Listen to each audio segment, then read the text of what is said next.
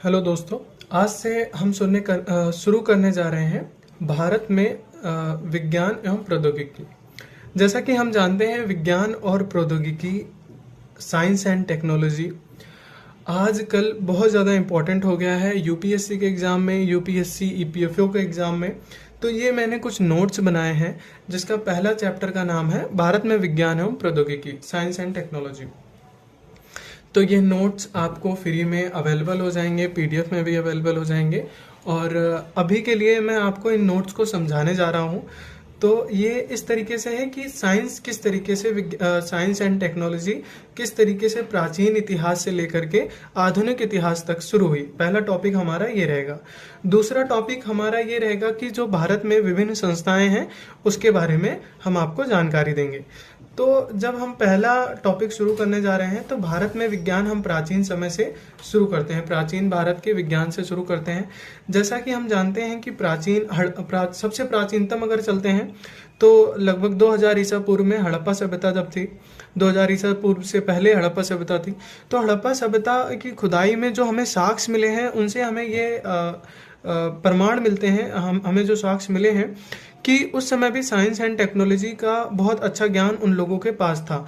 उन लोगों के बने हुए घर और जिस प्रकार से नालियों और सड़कों का निर्माण उन्होंने करा था, अपने घरों से रिलेटेड जिस तरीके से गलियों का निर्माण करा था, जिस तरीके की चीज़ें मिली थी, उससे हमें इस बात का पता चलता है कि प्राचीन भारत में बहुत अच्छा विज्ञान एवं प्रौद्योगिकी के बारे में लोगों को बहुत अच्छी जानकारी थी। तो प्राचीन भारत में अगर हम शुरू करते हैं तो एक है शूल्य सूत्र। शूल्य सूत्र के अंदर हमें पता चलता है कि किस प्रकार से यज्ञशालाओं तथा हवन कुंडों की ज्यामितीय आकृति का सचित्र वर्णन मिलता है। तो शूल्य सूत्र में यह बताया गया है कि जो उस समय यज्ञशालाएं थी, हवन कुंड थे, उनकी आकृतियां किस प्रकार थी, ज्यामितीय आकृतियां थी और मतलब बहुत अच्छी तरीके से बनाई गई थी, बहुत माप जोक करके बनाई गई थी। तो शूल्य सूत्र में इस बारे में पता चलता है। उसके बाद हम खगोल विज्ञान के बारे में बात करें तो एक है आर्यभट्ट। तो आर्यभट्ट का ग्रंथ का नाम भी आर्यभट्ट है। आर्यभट्ट ग्रंथ में कुल 121 श्लोक हैं जिसमें नक्षत्रों की स्थिति, सूर्य और चंद्रमा की गति, ग्रहणों की गणना जैसे अनेक खंड है। आर्यभट्ट ने वर्गमूल, घनमूल, पिरामिड का आयतन, वृत्त का क्षेत्रफल आदि अवधारणाएं दी। तो अगर हम आर्यभट्ट के बारे में बात करें तो ये 476 ईसा पूर्व की बात है। मतलब 476 ईसा पूर्व मतलब बुद्ध का युग वाली, जब बुद्ध और जैन धर्म के संस्थापक इन लोगों का वो था। तो आर्यभट्ट उस समय के थे और आर्यभट्ट ने बहुत अच्छी तरीके से नक्षत्रों के बारे में, सूर्य और चंद्रमा की गति के बारे में, ग्रहणों के बारे में जैसे अनेक चीजों को समझाया है। उसके बाद हम बात करते हैं ब्रह्ममिहिर। इनकी रचना है बृहत संहिता। ब्रह्ममिहिर की रचना है बृहत संहिता और इसमें इन्होंने बताया कि चंद्रमा पृथ्वी का चक्कर लगाता है। ज्योतिष ग्रंथ पंच सिद्धांतिका, इनका एक ज्योतिष ग्रंथ भी है जिसका नाम है पंच सिद्धांतिका। तो ब्रह्ममिहिर के बारे में एक बात सोचिए कि इन्होंने बताया कि चंद्रमा पृथ्वी का चक्कर लगाता है। जो चीज आज इतनी सारी टेक्नोलॉजी, दूरबीन और चीजें आने के कारण हम ये चीजों को पता लगा पाए कि चंद्रमा पृथ्वी का चक्कर लगाता है, उस समय ही 400 ईसा पूर्व, 500 ईसा पूर्व में इन्होंने बता दिया था कि चंद्रमा पृथ्वी का चक्कर लगाता है। उसके बाद करते हैं बात बोधायन की। बोधायन सर्वप्रथम पाई के मान की गणना की उन्होंने। पाइथागोरस से वर्षों पहले इसके मान की गणना की थी। तो बोधायन की बात करें तो पाई का मान की गणना बोधायन ने करी थी। तो गणित के बारे में हम ले लेते हैं कि बोधायन ने पाई की मान की गणना की थी। पाइथागोरस से वर्षों पहले पाइथागोरस के बारे में इन्होंने बता दिया था, पाइथागोरस की गणना कर दी थी।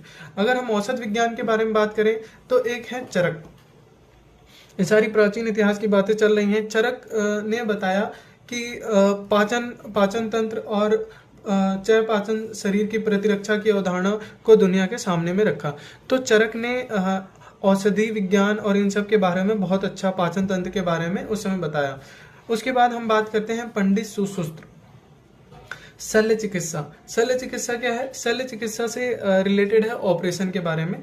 तो पंडित सुश्रुत संहिता है इनकी लिखी हुई, जिसमें अस्थियों को जोड़ने, आंखों के मोतियाबिंद आदि के ऑपरेशन का तरीका भी बताया है। उस समय ऑपरेशन का तरीका बताया है पंडित सुश्रुत ने शल्य चिकित्सा में। ठीक है।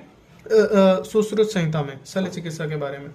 उसके बाद अगर हम बात करें तो भारतीय धातु विज्ञान में तो बहुत ही प्रवीण थे, जिनका जीवंत प्रमाण मेहरौली का लौह स्तंभ है। तो लौह स्तंभ, जैसा कि हम देखते हैं कि लौह स्तंभ आज भी, अगर हम मेहरौली में जाते हैं और वहाँ पे हम देखते हैं कि लौह स्तंभ है और वो आज भी वैसा का वैसा है, उसमें जंग नहीं लगा। उस समय इस बात से हमें इस बात का प्रमाण मिलता है कि उस समय के लोगों के पास धातुओं के बारे में सक्षम जानकारी थी और उन्हें पता था कि किस प्रकार से धातुओं को बनाना है, किस प्रकार से उसका सम्मिश्रण करना है, उस लोहे में फास्फोरस की मात्रा और चीज़ों की मात्रा किस प्रकार थी। अब हम बात करते हैं मध्यकालीन भारत की। तो मध्यकालीन भारत में प्राचीन भारत का पता चल गया। प्राचीन भारत का भी एक बार देख लेते हैं दोबारा से। प्राचीन भारत में खगोल विज्ञान में आर्यभट्ट हैं। ब्रह्ममीर ने भी खगोल विज्ञान के बारे में बताया कि चंद्रमा पृथ्वी का चक्कर लगाता है। बोधायन ने पाई की मान गणित के बारे में हम ले सकते हैं। बोधायन कभी कभी क्या होता है कि यूपीएससी में मिलान के लिए दे देते हैं कि ये इनमें से कौन कौन से सही हैं। बोधायन ने क्या करा है, ब्रह्ममीर का कौन सी रचना है, या ब्रह्ममीर किस चीज़ से रिलेटेड है, आर्यभट्ट किस चीज़ से रिलेटेड है, चरक किस चीज़ से रिलेटेड है। ठीक है, तो चरक का है औषध विज्ञान और पंडित सुश्रुत का शल्य चिकित्सा है। तो ये मेरे हिसाब से क्लियर हो गया। उसके बाद हम बात करते हैं मध्यकालीन भारत की। तो मध्यकालीन भारत में सबसे पहला नाम आता है श्रीधर। श्रीधर की रचना है जिस गणित सार, जिसमें उन्होंने गुणा, भाग, संख्या, घन, वर्गमूल, क्षेत्रमिति आदि विषय में पर्याप्त जानकारी दी गई है। श्रीधर की रचना का नाम है गणित सार, और जैसा कि गणित सार नाम है तो इसमें इन्होंने गुणा, भाग, संख्या, घन, वर्गमूल, क्षेत्रमिति आदि विषयों में पर्याप्त जानकारी दी गई है।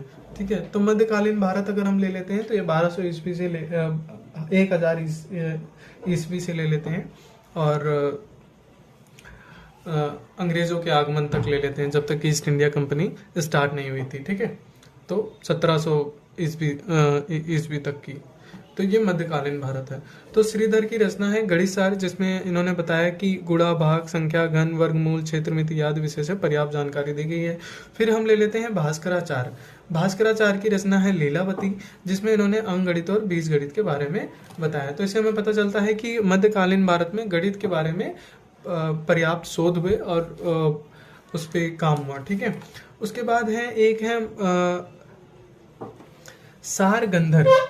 सारगंधर संहिता, सारगंधर की रचित जो रचना है उसका नाम है सारगंधर संहिता। इसमें अफीम को औषधि उनके रूप में उपयोग की जाने की बात कही गई है। सारगंधर की जो रचना है सारगंधर संहिता, इन्होंने अफीम को औषधि के रूप में प्रयोग की जाने की बात की गई है। इन्होंने कहा कि अफीम को हम औषधि के रूप में प्रयोग कर सकते हैं। फिर आते हैं मोहम्मद मुनीन। तूफत उल मोमिनीन में मोहम्मद मुनीन की एक रचना है जिसका नाम है तोहफत उल मोमिनीन। ठीक है, तो तोहफत उल मोमिनीन में इन्होंने बताया कि मतलब बताया क्या, इन्होंने बहुत सारे चिकित्सकों के जो मत हैं उसके बारे में इन्होंने उसमें बात की है तोहफत उल मोमिनीन में। मध्यकालीन भारत में अगर हम बात करें तो रसायन विज्ञान के क्षेत्र में प्रगति देखने को मिलती है। रसायन विज्ञान के क्षेत्र में इसमें कागज का निर्माण एक है किताब बाबर की तुजुके बाबरी, जिसमें तोप के गोले बनाने का वर्णन किया गया है। तो कागज के निर्माण से हमें पता चलता है कि रसायन विज्ञान के क्षेत्र में प्रगति देखने को मिलती है। दूसरा है तुजुके बाबरी जो बाबर की किताब है, जिसमें तोप के गोले बनाने के बारे में इन्होंने बताया है। स्थापत्य कला की बात करें तो हम जानते हैं कि स्थापत्य कला मध्यकालीन की आज भी, चाहे ताजमहल ले लो, लाल किला ले लो, या जितने भी किले हैं वो सब आज तक जीवंत स्थिति में है और आज भी लोगों के भ्रमण का, लोगों के आकर्षक का केंद्र बने हुए हैं। तो हम कह सकते हैं कि स्थापत्य कला चरमोत्कर्ष पे थी। ताजमहल, लाल किला, ये सारी चीजें स्थापत्य कला में आती हैं। आधुनिक भारत की बात करें तो इसमें विज्ञान का विकास, आधुनिक भारत में जो विज्ञान का विकास शुरू होता है हमारी तरफ से नहीं, अगर हम बात करते हैं कि मतलब जो शुरू होता है तो वो ईस्ट इंडिया कंपनी की स्थापना के बाद शुरू हुआ। अगर हम भारत के लोगों द्वारा कहें तो 1940 में CSIR, जब CSIR इसके बारे में मैं आपको आगे बताऊंगा, council of science and industrial research. ठीक है, तो जब CSIR की स्थापना हुई, भारतीय विज्ञान एवं प्रौद्योगिकी संस्थान, तो इसके बाद प्रारंभ हुआ और इसकी जो स्थापना है इसका जो श्रेय जाता है ना डॉक्टर शांति स्वरूप भटनागर। इनके बारे में भी मैं आपको आगे बताऊंगा। डॉक्टर शांति स्वरूप भटनागर बहुत मतलब हमारे साइंस एंड टेक्नोलॉजी में अगर हम कहें तो इनका योगदान बहुत बड़ा रहा है आधुनिक भारत के साइंस एंड टेक्नोलॉजी में। डॉक्टर शांति स्वरूप भटनागर, तो इनके बारे में मैं भी आपको आगे बताऊंगा। ठीक है,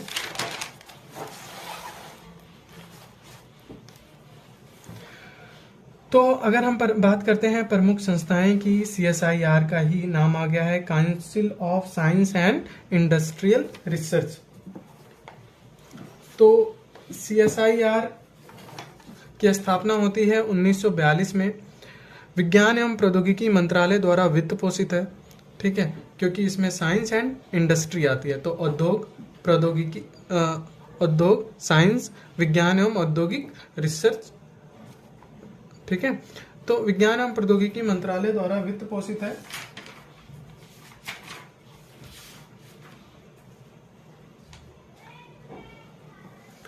ठीक है, विज्ञान तथा औद्योगिक अनुसंधान परिषद।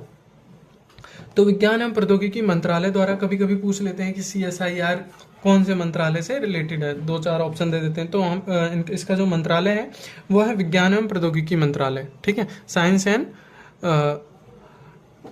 टेक्नोलॉजी, ठीक है, तो द्वारा वित्त पोषित है। इसका पंजीकरण सोसाइटी पंजीकरण अधिनियम 1860 के अंतर्गत हुआ है। तो जो जितनी भी संस्थाएं पंजीकृत हुई हैं आज़ादी से पहले, उसका जो पंजीकरण अधिनियम है, जिस अधिनियम के तहत वो सब पंजीकृत की गई हैं, वो उस अधिनियम का नाम है पंजीकरण, सोसाइटी पंजीकरण अधिनियम 1860, ये भी हम दे सकते हैं। और CSIR के जो अध्यक्ष हैं वो प्रधानमंत्री इसके अध्यक्ष होते हैं। ठीक है,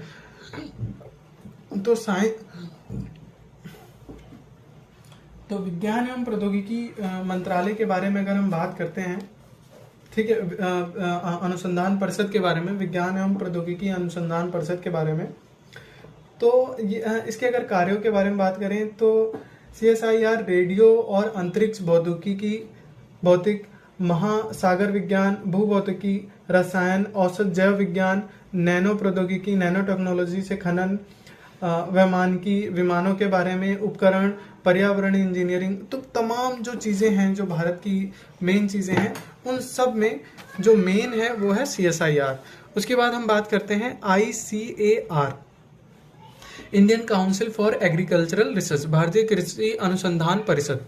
तो ICAR, Indian council for agricultural research, जैसे कि हमें नाम से ही पता चलता है कि ये एग्रीकल्चर के बारे में है, जिसकी स्थापना 16 जुलाई 1929 को हुई।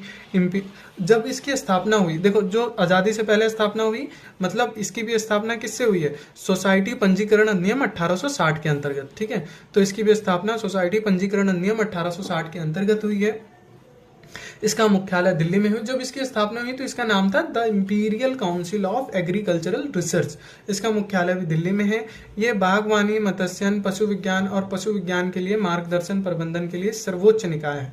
तो बागवानी, मत्स्यन, पशु विज्ञान जो प्राथमिक क्षेत्र होते हैं, बेसिकली हम कह सकते हैं बागवानी, कृषि, मत्स्यन, मछली पालन हो गया, पशुपालन हो गया, या पशु विज्ञान के बारे में जानकारी हो गई, और किस प्रकार से उसको हम अच्छा कर सकते हैं, उन सब के बारे में जो जानकारियां हैं वो इसी से मिलती हैं। ठीक है, तो मतलब इन सब के बारे में जो कार्य है मेन, वो ICAR करता है। ठीक है, इसको अच्छा बनाना, इसके लिए अच्छे से कार्य करना, तो ये सारे कार्य ICAR करता है। फिर हम बात करते हैं ICMR के बारे में, इंडियन काउंसिल मेडिकल रिसर्च और विज्ञान संस्थान। तो इंडियन काउंसिल मेडिकल रिसर्च नाम से पता चलता है कि मेडिकल के बारे में है, आयुर्विज्ञान के बारे में है। इसकी स्थापना 1911 में हुई। इंडियन रिसर्च फंड एसोसिएशन के नाम से 1949 में इसका नाम ICMR रखा। तो यहाँ पे फिर हमसे एक चीज देखते हैं कि इसकी स्थापना कब हुई है, 1911 में। 1911 में जब इसकी स्थापना हुई तो इसका नाम था इंडियन रिसर्च फंड एसोसिएशन। ठीक है, तो रिसर्च के बारे में, रिसर्च के लिए फंड एसोसिएशन, मतलब बेसिकली काम करने के लिए एक संस्था बनाई गई थी, और उसको जो फंड देती थी और उसको जो हेल्प करती थी वो यही संस्थान करते थे। उसके बाद जिसका नाम 1949 में इसका नाम ICMR बदल के रख दिया गया, Indian council for medical research.